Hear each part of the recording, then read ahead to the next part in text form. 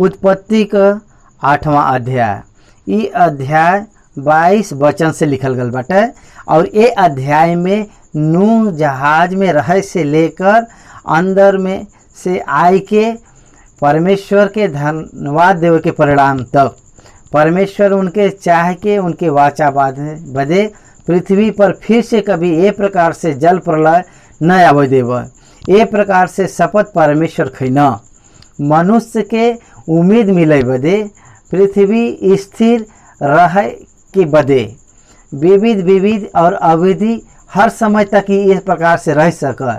सच में परमेश्वर अपने हृदय से सोचत भयल ये समाप्त करे बयान। और 8वां अध्याय में नूह जल प्रलय के बाद में 5वां महीना पर जल सूखे पर नूह 2 पक्षी के उड़ैना, पहिला के उड़ैना कौआ और कौआ के बाहर भेजे पर ऊ फिर वापस नहीं आयल। जहाज में ऊ सब लोग रहे के समय में 1 साल 70 दिन तक जल प्रलय के आरंभ होए पर 1 साल 10 दिन जल प्रलय के पहले 7 दिन पहले परमेश्वर के द्वारा बंद करके उनके जहाज के भीतर रख देना। 1 साल 70 दिन तक वो सब उम्मीन स्वयं बनावल गयल जहाज में उनके रह के पड़ा। 150 दिन में परमेश्वर जल से कई बदे परमेश्वर शुरुआत के न जल स्थल से घटत भयल और 7वां महीना के 10वां दिन में अरारत पर्वत पर ये जहाज जाए के अड़क गए, रुकी गया। प्रचंड पर्वत पर जाए के जब वो रुक गया तब 5वां महीना में जाके वो रुकल और 7वां महीना का 7वां दिन में अरारत पर्वत पर जहाज जाके रुक जाला।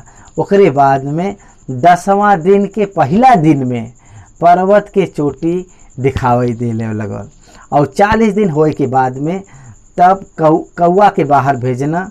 10वां महीना पहला दिन मतलब 10वां दिन पहला 10वां महीना पहला दिन मतलब ये उत्पत्ति के 7वां अध्याय का 11 वचन का प्रकार 600 साल दूसरा महीना 17वां दिन दूसरा साल उत्पत्ति 600 साल दूसरा महीना 17वां दिन में जल प्रलय आरंभ भयल और 10वां दिन में वो अंदर गई ना। और 601 साल के बारे में हमके देखे के मिलला। 601 साल के पहले महीना का पहला दिन में जब संपूर्ण रीति से भूमि सूख गया, दूसरा महीना के 27वां दिन में भूमि सूख गया, वो दिन सब बाहर निकल के ना 1 साल 17 दिन यही पर कौआ के छोड़े पर वो सब कौआ वापस नहीं। काहे वापस नहीं आ? मनन के समय में देखल जाए। ओकरे बाद में कबूतर के छोड़ना, इधर उधर घूम के वापस आया, फिर से 7 दिन के बाद फिर छोड़ना। तो वो कबूतर वो अपने चोंच में एक जलपाई का नया पत्ता लेके वो आया।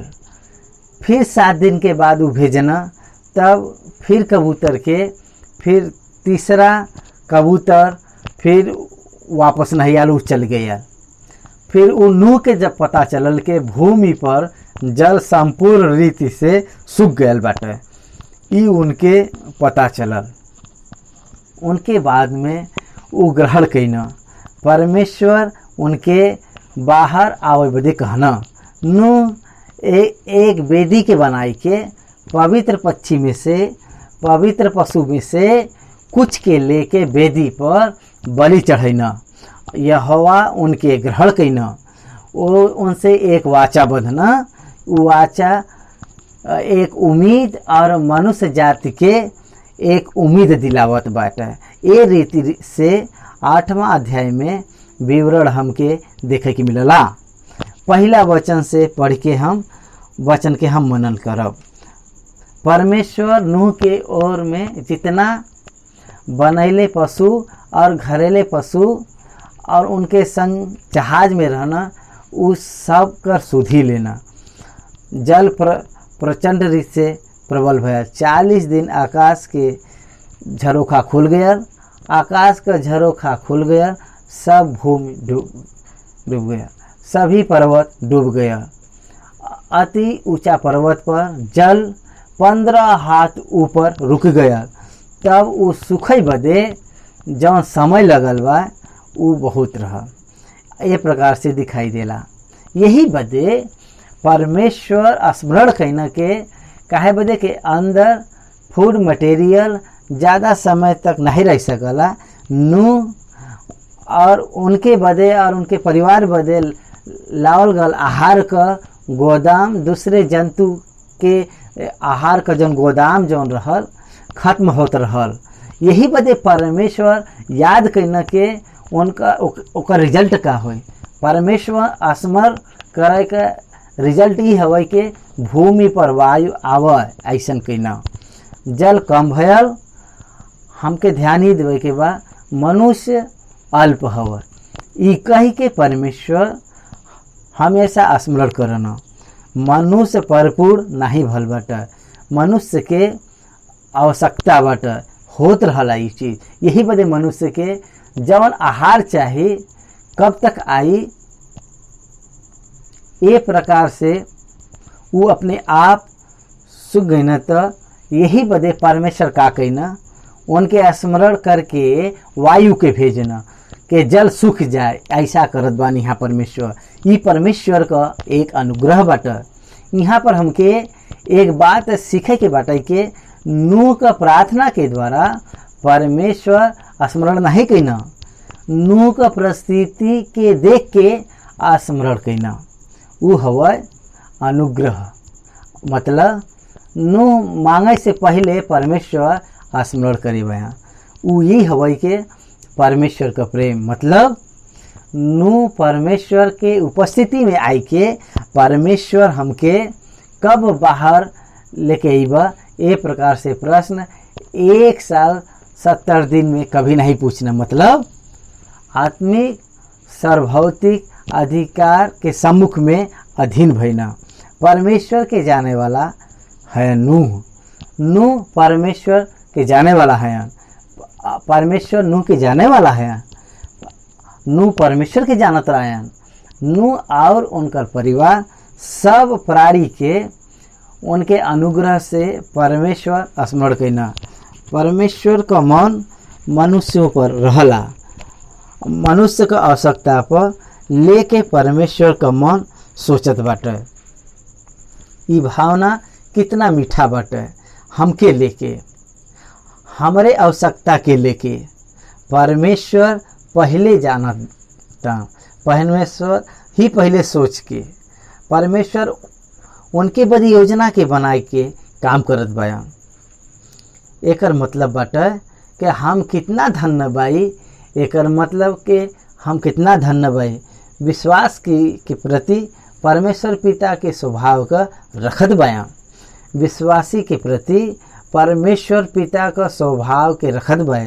पिता अपने बच्चा के प्रति जैसा दया का स्वभाव रखन, वैसे ही परमेश्वर विश्वासी के प्रति दया के रखना। यही बदे विश्वास का जो प्रार्थना के काम के रख के विश्वास के परिस्थिति के सामने के लेके परमेश्वर परीक्षा देना प्रारंभ करना। जैसे हम वचन के समझिला, हम जानत बाई ई के परमेश्वर अपन पूरा मन हमरे पर रखे बया। जो कोई विश्वासी जब ई जान ली तब हमार मन परमेश्वर के प्रति धन्यवाद बनी रही हर समय। परमेश्वर भूमि पर वायु आवे बदे कहना गॉड हैज़ कोऑपरेटेड।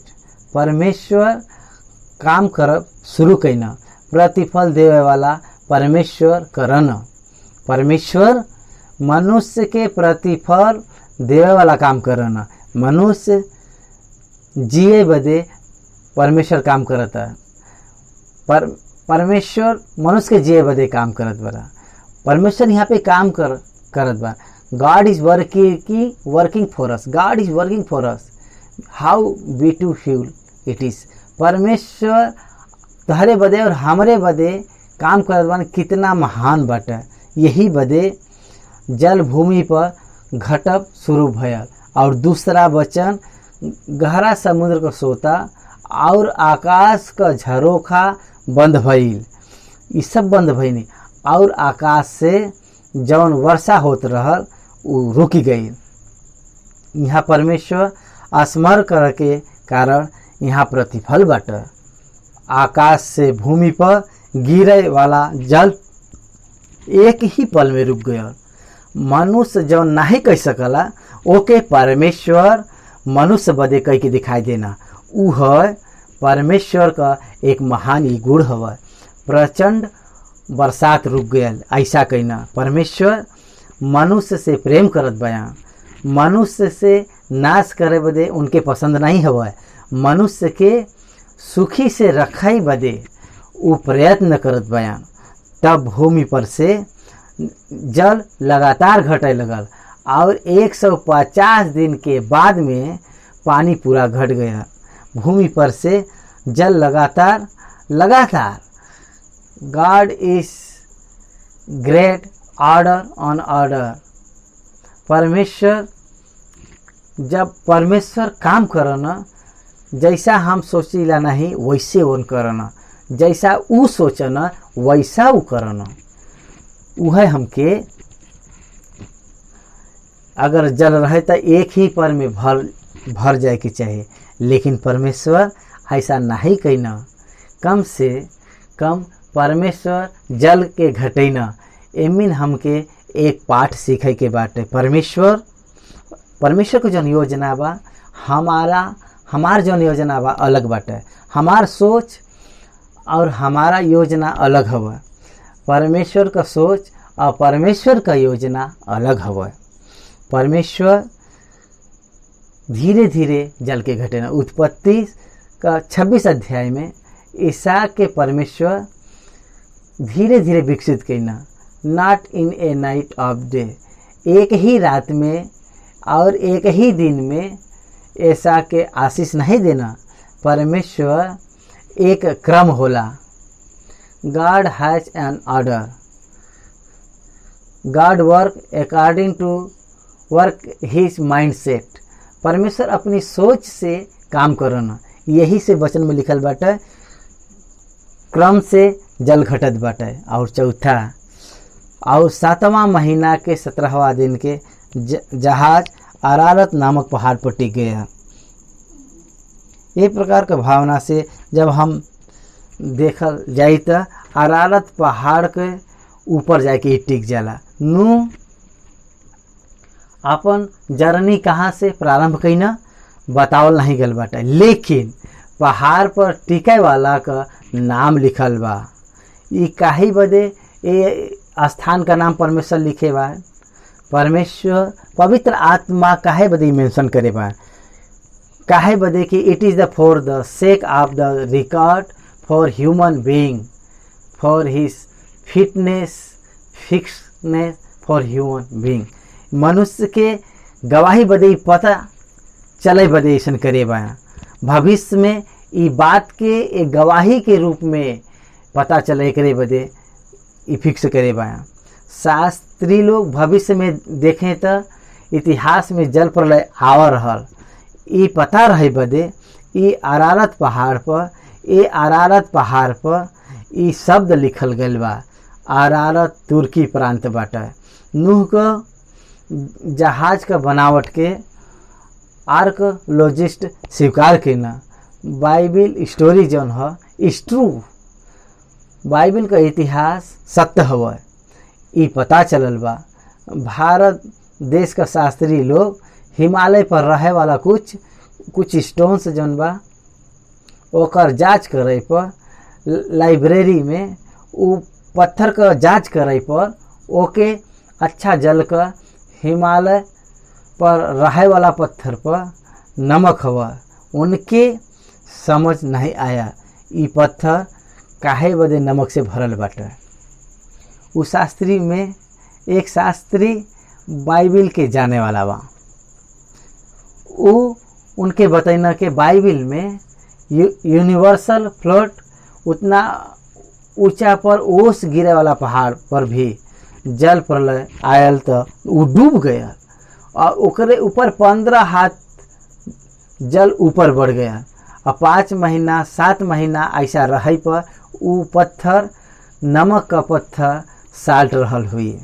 ए प्रकार से ऐसे बतैना इतिहास में पता चले बदे पहाड़ का नाम बतावल गया परमेश्वर के द्वारा। उ एविडेंस के रख छोड़ना मनुष्य के बदे हिस्टोरिकल फ्लोट के बारे मनुष्य के विश्वास करे बदे इतिहास में इंसिडेंट्स का हिस्ट्री हमके पता चलला। 40 दिन हो गया नूह आपन बनावल गए जहाज का खिड़की के खोल के एक कौआ के उड़ाई देना। आपके ध्यान देवे की बात ये बात एक कौआ के उड़ाई देना, ये ध्यान देवे की बात ये बा कौआ के भेजब, कबूतर के भेजब, 3 चिड़िया के भेजना। परमेश्वर उनके भेजे बदे नहीं कहना, परमेश्वर उनके उतरे बदे भी नहीं कहना और जहाज उतरे बदे भी नहीं कहना। जहाज में जाए बदे जौन परमेश्वर कहना जहाज से बाहर आव ऐसे कहे तक नूह नहीं रुकना। देख मनुष्य का मन कितना महान भक्त होए के बावजूद भी आपन स्वयं का प्रयत्न करला। यहाँ पर नूह ऐसा करे बाया परमेश्वर उनसे अंदर आवे बदे कहना। अंदर जाए के समय में वो बतैना के और बाहर आवे के समय भी बतैना। Unless until God open the door nobody can enter inside.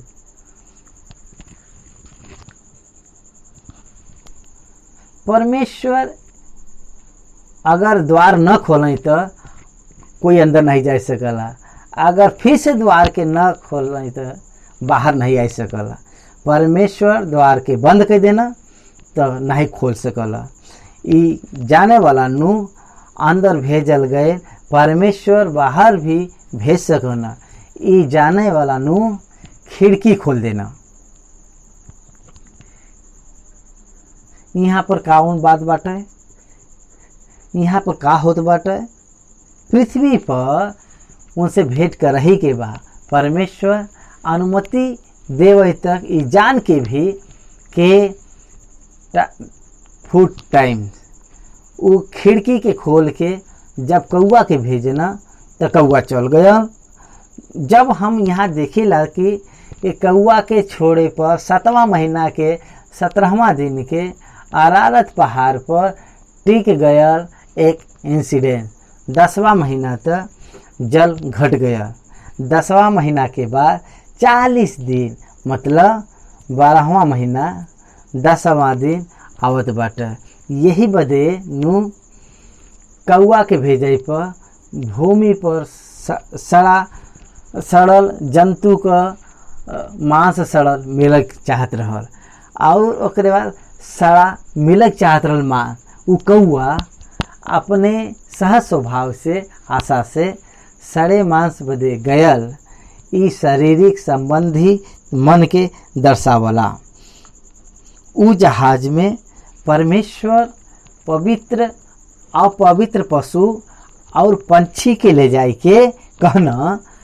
नूह के यही बदे उ पवित्र और अपवित्र पशु में से अपवित्र पशु में एक कौआ जब बाहर गया तो ओकर स्वभाव काम करे, वो कहीं नहीं गया। जहाज में रहे पर भी स्वभाव कुछ बदलल नहीं। वही मनुष्य वही पशु है, वही पक्षी है। वो पक्षी बाहर जाए के वो लोगन के खाए के मृत के खाए के व्यतीत करे।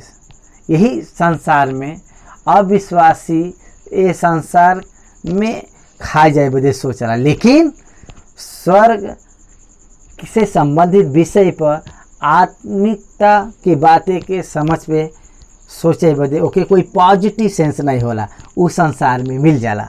संसार में रहे वाला व्यर्थ आँख का अभिलाषा, शरीर का अभिलाषा, जीविका का घमंड ये ऐसे प्रेम करत रहला।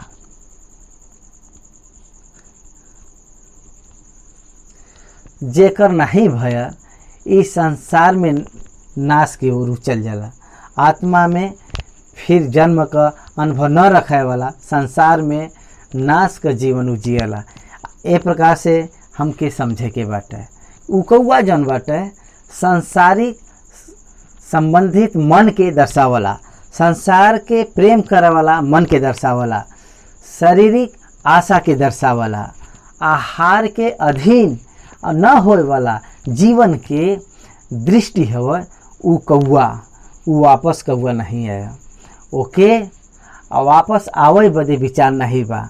अविश्वासी फिर से परमेश्वर के पास लौट आवे वाला विचार कभी भी नहीं जियत। ओकरे बाद में 7वां वचन फिर से जल भूमि पर से घट गयल के न देखे बदे अपने पास से एक काला कबूतर के उड़ई न।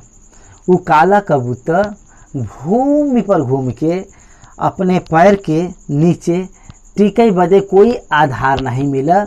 तब उ फिर से उ वापस जहाज में वापस लौट आइल। तब वो हाथ बढ़ा के उनके अपने जहाज में ले लेना। ई कबूतर का स्वभाव हुआ, आत्मा संबंधी स्वभाव हुआ। संसार में जाए के बाद नाश होए वाला मांस के खाए के वो पसंद नहीं करे। ओकर आधा पार भी भूमि पर रखब स्वीकार नहीं करे। विश्वासी के स्वभाव के ई दर्शावला। वापस लौट के आवे के बाद नूह के समझ में आयल के उ जल अभी तक घटल नहीं बाटे। फिर से 7 दिन के बाद फिर काले कबूतर के जहाज में से फिर से भेजे बदे उस शाम तक लौट के उनके चोंच में जलपाई का एक नया पत्ता लेके जहाज के अंदर आई। जलपाई का पत्ता लेके वो आई। जलपाई का पत्ता परमेश्वर से संबंधित बात बाई। जलपाई का वृक्ष, जलपाई का तेल आराधना बदे इस्तेमाल करल जाला। जलपाई परमेश्वर के पसंद हवा। जलपाई परमेश्वर के बच्चे के दर्शावला। उ जलपाई के लेके आया। जलपाई के पास मृत नहीं हवा।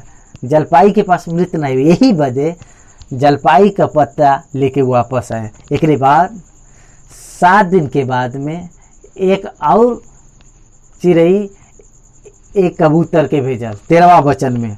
12वां वचन में उस 7 दिन के और ठहर के वही कबूतर के फिर से उड़ई ना और उनके पास में फिर कभी लौट के नहीं आई। मतलब भूमि पर जल पूरी तरीके से सूख गल। तब एक प्रकार से ऐसा भयल के 601 वर्ष के बाद पहला दिन जल पृथ्वी पर से सूख गया।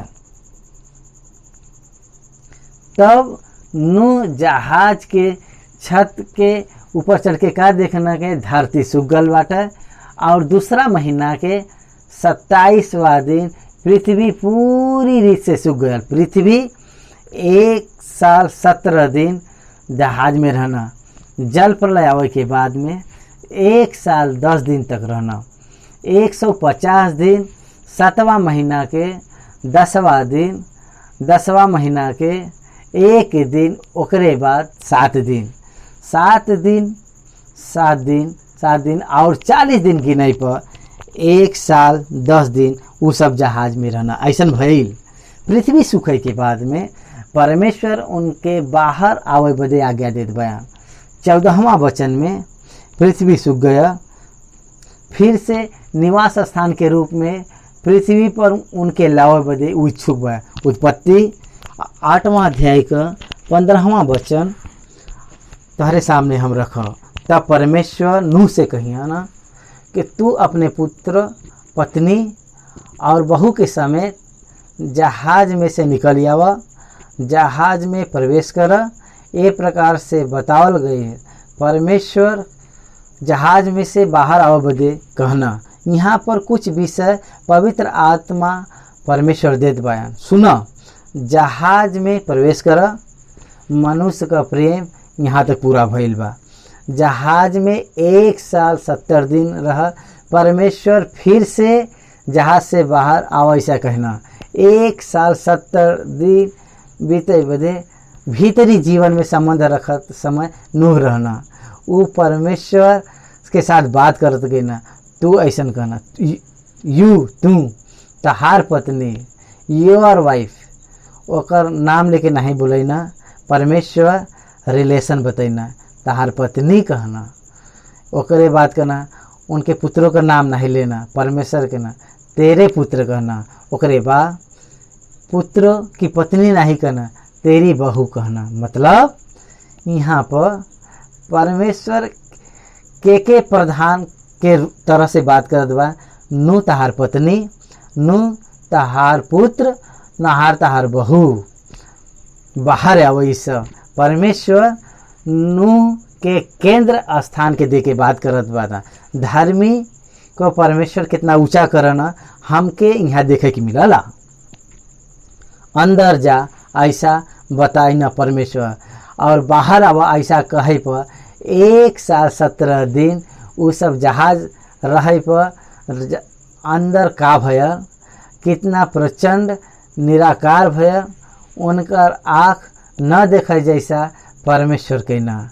परमेश्वर महान क्रोध मनुष्य जाति पर, पृथ्वी उड़ेले पर विश्वास के आँख जन बाटे, वो क्रोध का छाया समेत आँख उठाए के न देख परमेश्वर आवृत के न। यीशु मसीह के क्रूस पर 12 बजे से लेके 3 बजे तक अंधेरा वो देश में छाया गया। वो अंधेरा में परमेश्वर अपने पुत्र यीशु मसीह का हाथ छोड़ के उनके शरीर पर मनुष्य के पाप के उनके ऊपर डाल के, वो पाप पर परमेश्वर स्वर्ग से आग के उड़ेल के दंड देना। वो अंधेरा में होयल महान घटना पाप का दंड दे, क्रोध का रूप मनुष्य का न सहन करके मनुष्य के आँख के बंद करके अंधा बना देना।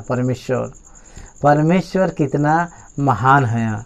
विश्वासी महान क्रोध का छाया देखे बदे परमेश्वर का इच्छा नहीं करना, परमेश्वर इच्छा नहीं करना। परमेश्वर उनके अपने कंट्रोल में लेके वो क्रोध का छाया उन पर न गिरे बचैना। यही बदे मसीह कलेसिया, मसीह आकाश के मध्य में आवे पर कलेसिया आकाश के मध्य में उठाई लेवल जाई, और 7 साल पृथ्वी पर भयानक महान परेशानी आई। वो महान भयानक परिस्थिति में भी विश्वासी न देखत रही हैं। परमेश्वर उनके आकाश के मध्य में एक रक्षण में लेवे जात बा।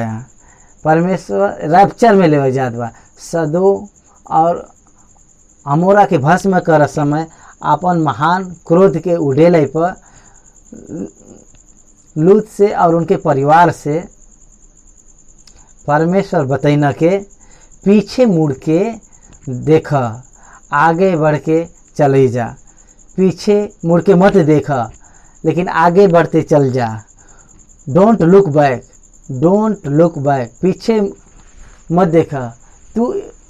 तू ये स्थान में रखा है पर हम ये जगह में कुछ नहीं कर सकेला। यही बदे परमेश्वर स्वयं ही बात के न लूत से। लूत के छोड़ावे के बाद ही सदोम और अमोरा पर क्रोध आया। नूह के जहाज में छोड़ावे के बाद पृथ्वी पर क्रोध आया। कलेसिया के पृथ्वी पर छोड़ावे के बाद ही पृथ्वी पर 70 दिन ग्रेट रेवलेशन 7 रेवलेशन आरंभ होए वाला बाटा। ई रहस्य के याद करे के बाटा। तब परमेश्वर तोहार पत्नी और तोहार पुत्र और बहू बाहर आवा। इन्विटेशन कम आउट ऑफ द आर्क। परमेश्वर भूमि पर सभी परिस्थिति के समेत लेना। मनुष्य सब मार गए ना, जंतु सब मारल गए ना, और पशु भी मारल गए ना, जंतु सब मारल गए ना, रेंगे वाला जे भी मारल गया, लेकिन वेजिटेशन नहीं मरल। पृथ्वी पर वृक्ष जड़ नहीं मरल। पृथ्वी पर जल में रहे वाला स्थल प्राणी नहीं मरना, जल में रहे वाला जीव नहीं मरना। वेजिटेशन और जीवित रहल। परमेश्वर श्रद्धा लेना। 17वां वचन, क्या पंछी, क्या पशु का सब जंतु के रेंगे वाला जंतु जौन पृथ्वी पर रेंगन, जितना भी शरीरधारी जीव जंतु बा तोहरे संग बा, उ सब के अपने साथ लेके निकलिया बा। जहाज के भरा गईल परमेश्वर जहाज के खाली करत बयान। भरे के हो या खाली करे के हो, उनकर इच्छा बाटे, उनकर उचित समय बाटे। कितना दिन जहाज में रहे के बा, ये निर्णय परमेश्वर का बाटे। ये नूह का नहीं बाटे निर्णय, नूह का परिवार का नहीं बाटे। Every decision for human being, मनुष्य के बदे, उनके आवश्यकता के बदे और निर्णय परमेश्वर लेना। ए प्रकार से हम ए वचन के द्वारा हमके सीखे के मिलला। It is the great principle of the lesson that God can take the right decision for the human being. मनुष्य के प्रति सही निर्णय लेवे बदे परमेश्वर ऐसा कहे बदे सही समय पर निर्णय लेना। परमेश्वर ऐसा कहे बदे ए उदाहरण के हम ले तहरे साथ उ सभी के लेके अंदर लेके आवे के बा। It is your responsibility that you have to take to your people. इस सभी के ऊपर संख्या में विकसित होए बदे परमेश्वर ये प्रकार से सारा व्यवस्था करत बा। यहाँ पर पृथ्वी पर उनसे बहुत बच्चा उत्पन्न हो और वो फूले फले और पृथ्वी पर फैल जाए। ये प्रकार से परमेश्वर नूह से कहना, it is the my plan for also. उनकर योजना बाटे पृथ्वी पर सब कुछ ये सब विकसित होए बा, पृथ्वी पर फलवंत होए के बाटे। 18वां वचन जल बाटे परमेश्वर का बात पर नूह और उनकर पुत्र और पत्नी और बहू निकलिए। यहाँ पर क्रोनोलॉजिकल आर्डर देखे के बाटे। यहाँ पर क्रोनोलॉजिकल आर्डर अगर देखल जाए तो 15वां वचन में नूह के बाद नूह के पत्नी बाहर आवा ऐसा कहना। लेकिन बाहर आवे के आर्डर के यदि अगर हम देखी जाए तो नूह और उनके पुत्र और पत्नी और बहू बाहर आईना, परमेश्वर के बुलावे पर उ सब आईना। आर्डर मनुष्य बाहर के आर्डर के देखा जाए तो डिवाइन आर्डर में वाइफ एंड हस्बैंड के परमेश्वर क्लियरिटी दे के बात के ना। ह्यूमन आर्डर में आवे वाला पुत्र के आगे की बढ़ाई के पत्नी के पीछे रख के बदल लेना। यहाँ पर हमको देखे के मिलला। 19वां वचन, हर जंतु रेंगे वाला जंतु और पंछी जितना जीव जंतु पृथ्वी पर चलत फिरत बा सो सब जाति जाति का निकल आईना। तब उ सब यहोवा बदे एक विधि बनैना। आफ्टर विकेटिंग द आर्क, जहाज में से सब कुछ बाहर आयल। तब परमेश्वर का बतायल गई बात का पूरी बात करे बदे वेदी बनेना। वेदी परमेश्वर का आराधना करे बदे बनावल जाला, परमेश्वर का स्तुति करे बदे बनावल जाला। परमेश्वर का स्तुति करे वाला हर कोई ये एक बात के ध्यान में रखे के बाद के परमेश्वर के द्वारा बतावल गल काम करे के बाद स्तुति करे के बाद बिना करे हुए नहीं। परमेश्वर के द्वारा बतावल गयल नहीं कि स्तुति कर तकाला बाटे। परमेश्वर का बतावल गए काम के ओकरे बाद करे के बाटे। नूह ऐसा ही कहना, अंदर से बाहर ऐसा कहे पर वो बाहर लेके आवा, कहे पर उनके बाहर ले आवे के बाद वेदी बनैना। संपूर्ण नम्रता के दिखाई के वो स्तुति कहना, जीवन के द्वारा स्तुति समर्पित करे के बाटे। संपूर्ण नम्रता के साथ स्तुति करे के बाटे। ऐसा नहीं नई बात के हमके यहाँ सीखे के मिलला। नूह परमेश्वर के द्वारा बतावल गल काम के करे के बाद परमेश्वर जैसा बतैना वैसा ही काम करना और परमेश्वर की स्तुति करना। और परमेश्वर एक परिवार के छोड़ के और कोई नहीं दिखाई दिले, सब लोग नाश भई गए रहना। परमेश्वर हमके स्मरण करे बदे हम का है, आदम हमारे जैसे स्वभाव के रखत रहना, नूह भी हमारे जैसे स्वभाव के रखत रहना, एलिया हमरे जैसे स्वभाव के रखत रहना।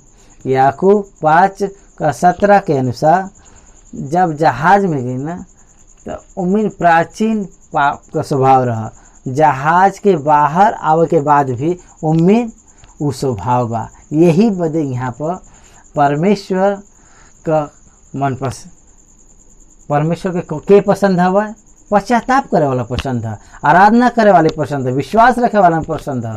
नूह और नूह का पत्नी और नूह का पुत्र और नूह का बहू लोग, ये सभी लोग जल प्रलय के बाद वो सब प्राचीन पाप का स्वभाव वो सब का जारी बाटे।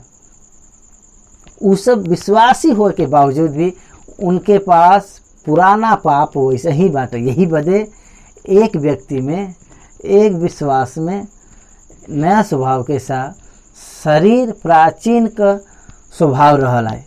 एक बेस्ट एग्जाम्पल हवा जल प्रलय के बाद जीवित रहे वाला मनुष्य जात नूह का परिवार।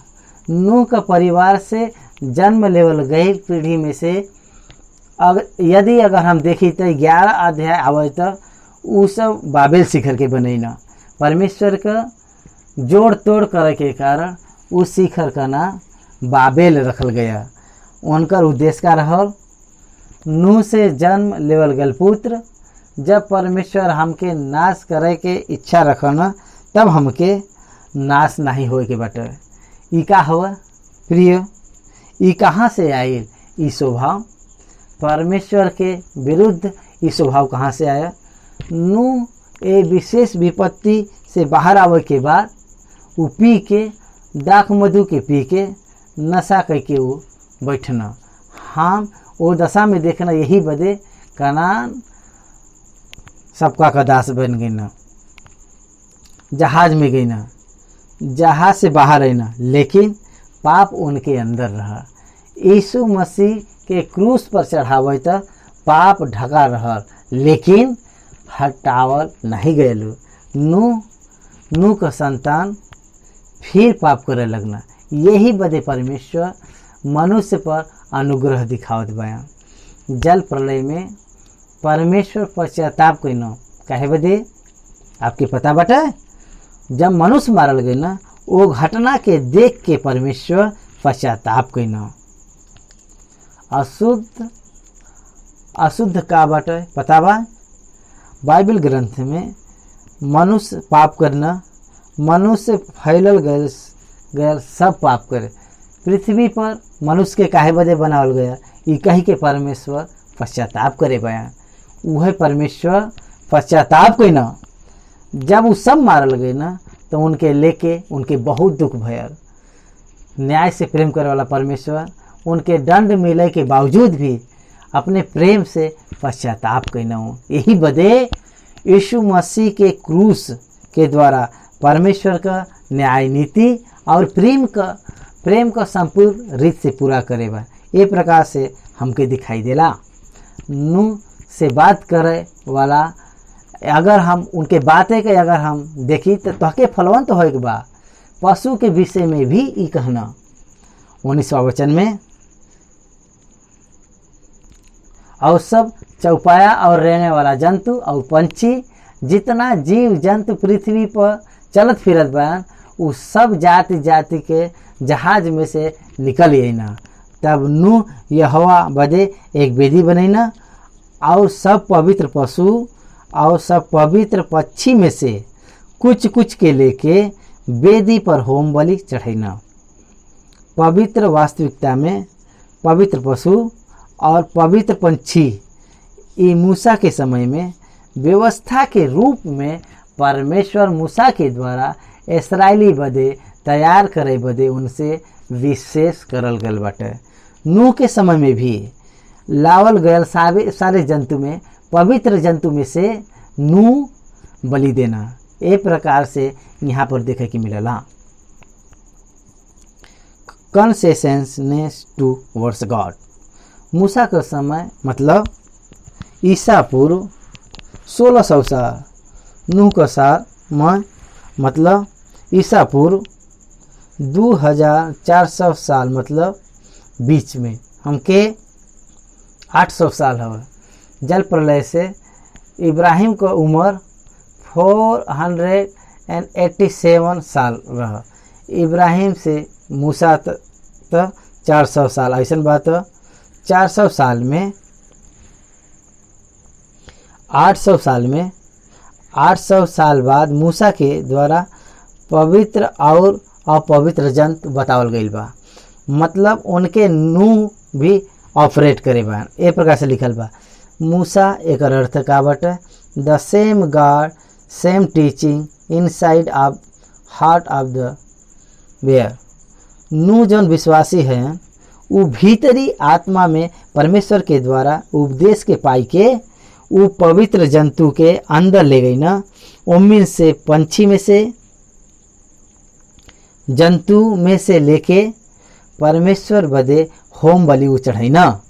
होम बलि आराधना के दर्शावला। होम बलि पाप के क्षमा के नहीं दर्शावला। होम बलि धन्यवाद के दर्शावला। होम बलि वर्शिपिंग परमेश्वर के आराधना करे के बारे में दिखावला। ई हमके समझे के बा। परमेश्वर को प्यार वाला जौन काम बा, परमेश्वर को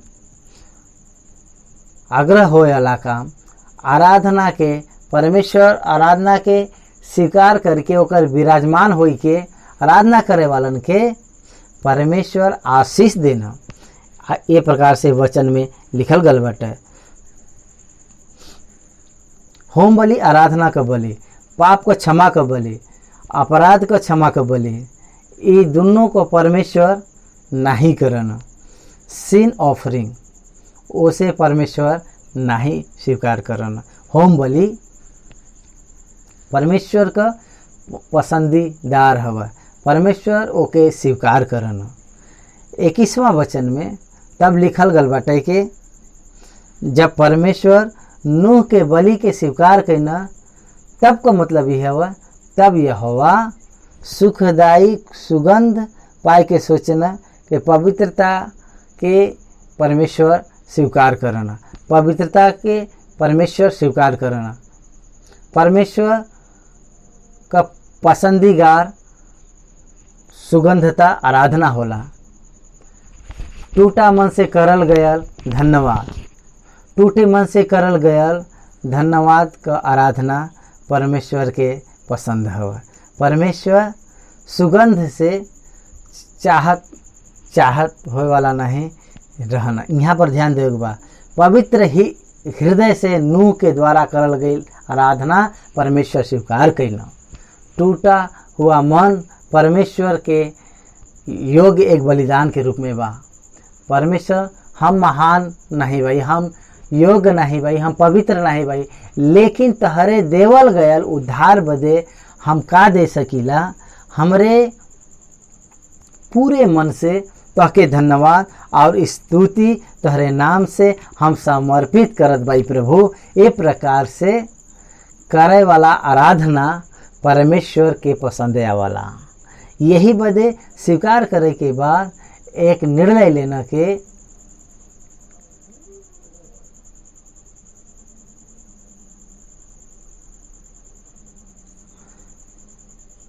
एक पश्चात मनुष्य के कारण फिर से कभी हम भूमि के श्राप न देव। जब आदम पाप कईना तब परमेश्वर भूमि के श्राप देना। नूह के समय लोगन के पाप के कारण परमेश्वर भूमि के श्राप देना। यही बदे कहत बा कि अब हम श्राप न देव। काहे बदे के मनुष्य का मन अभिशाप न देव। काहे बदे के मनुष्य का मन उनकर हृदय बचपन से बुरी हवा। का बदलल बा? नूह के हृदय में पाप का स्वभाव चला गया का नहीं गया। सेब, हाम और यपेत जन्म देवल गए बच्चा में से ई स्वभाव न होई का, उ बचपन से पाप न करत रही सका ना ही रह सकन। परमेश्वर का महान ज्ञान में मनुष्य के भविष्य के जानने वाला परमेश्वर मनुष्य के कैसे याद करी, मनुष्य के पवित्र कैसे जानी है, मनुष्य का पाप स्वभाव के जाने वाला है परमेश्वर। यही बदे मनुष्य पाप ही करी, काहे बदे कि मनुष्य जन्म से ही पापी हवे। विश्वास रख के धर्मी रहे वाला आत्मा से विश्वास में बढ़ल जाला, पवित्र आत्मा में विश्वास में बढ़ के पवित्र जीवन जी के परमेश्वर का इच्छा के पूरा करला, ओकरे बदे ही प्रतिफल उपावला। लेकिन ओकरे जीवन में मृत्यु तक आई जाला। परमेश्वर के विरुद्ध रहे वाला ई प्राचीन पाप को जौन स्वभाव बाटे मनुष्य के जीवन में अंटिल द डेथ आवत रहला। काहे बदे के मनुष्य शरीर में जियाला, यही बदे प्राचीन पाप का स्वभाव आवत रहला। यही बदे परमेश्वर कहत बया कि ऐसा होवे पर भी हम फिर से कभी भूमि के श्राप न देबै। यही बदे अभी तक यहाँ खड़े भाई। इस संसार पाप से डूबे पर भी वो दिन परमेश्वर का द्वारा लेवल गया निर्णय के कारण आज मनुष्य जात जियत बा। परमेश्वर का क्रोध पृथ्वी पर नहीं गिरल बा, नहीं गिरल। याद करे के बात है, एक समय में रहे वाला प्रक्रिया जौन बाटे परमेश्वर समय के रोक दिले बा। फिर से ये ऐसा न होई कभी। ये प्रकार से परमेश्वर स्वयं अपने आप से कहना, जैसे कि जैसा हम जीव के मारे भाई वो प्रकार से हम कभी भी उनके न मारो। यही बदे आपके देखे की जरूरत बाटे, कहीं पर भूकंप, कहीं पर तूफान, कहीं पर हान, सब एक साथ नहीं अलग अलग स्थान में भइल बाटे। नूह का जल प्रलय जैसा आया फिर कभी ऐसा नहीं भइल। एकर कारण परमेश्वर उस समय में लेवल गया निर्णय जब तक पृथ्वी बना रही तब तक बोए और काटे के समय ठंडा और शीतकाल और भूतकाल दिन और रात निरंतर होत चलल जाई। ए प्रकार से परमेश्वर सोचना। It is the God's decision, the holy spirit, the God is the revealing it to the servant of God Moses. मूसा के परमेश्वर ये वचन लिखत समय कुछ बात के बतैना। परमेश्वर अपने मन में जो सोचे रहना वो बतावत बयां। परमेश्वर का सोचना, परमेश्वर का सोचना दिन और रात निरंतर चलल जाए। शीतकाल का जो स्थिति बाटे वो चल जाई, काटे का वो भी चलल जाई और ओकर पतन का भी समय भी हो चलल जाई। मतलब वो चलत रही सब समय। ये सब सीजन्स जौन बा हर समय होते रहे, डे एंड नाइट कंटिन्यू होंगे। अब हम ओके नाश न करब। ये प्रकार से मन में परमेश्वर इस प्रकार से सोचना। अब तक बात पर टिकल बयान, अभी भी वो टिकल बयान अपने बात पर। 2350 साल होए पर भी परमेश्वर वो बात की पर ईसा पूर्व 2350 साल भइल बाटे। अभी भी 2350 साल होए पर भी परमेश्वर अपने बात पर टिकल बयान। अब ही स्थिति भूमि पर चलत बाटे। मतलब परमेश्वर के द्वारा देवल गल उचित अनुग्रह ई हवा। परमेश्वर का लेवल गल ई उद्देश्य ही बाटे। ये प्रकार से 8वां अध्याय यहाँ समाप्त भइल।